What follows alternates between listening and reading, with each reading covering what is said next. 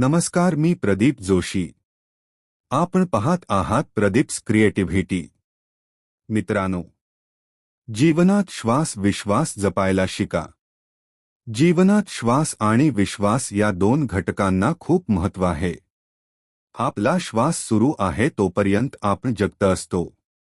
एकदा का श्वास थांबला की आपले शरीर मृत बनते. श्वास जोवर असतो तोवर आपण नावाने ओळखत असतो. श्वास थांबला की आपली ओळख डेड बॉडी अशीच राहते. त्यामुळे श्वास जपणे गरजेचे आहे. तीच गोष्ट विश्वासाची. विश्वास संपला की आपले एकमेकांशी असलेले संबंध संपतात. जीवनात श्वास आणि विश्वास याची समसमान गरज असते.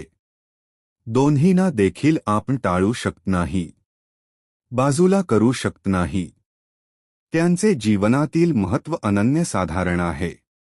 असं म्हणतात की श्वास संपला की जीवन संपते आणि विश्वास संपला की संबंध संपतात. श्वास संपू नये म्हणून आपण किती काळजी घेतो, तेवढीच काळजी विश्वास संपू नये देखील घेत असतो. श्वास आणि विश्वास या दोन गोष्टी जोवर आपल्याजवळ असतात तोवर लोक आपल्या सोबत असतात. या दोन्ही गोष्टी संपल्या की आपल्याला एकटेपणा स्वीकारावा लागतो. आपले जीवन श्वासावर चालले आहे. अगदी तसेच आपले संबंध विश्वासावर चालले आहेत.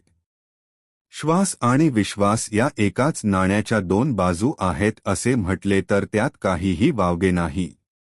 श्वास आणि विश्वास या दोन्ही गोष्टी मौल्यवान आहेत. मुळात त्यांची किंमतच करता येत नाही.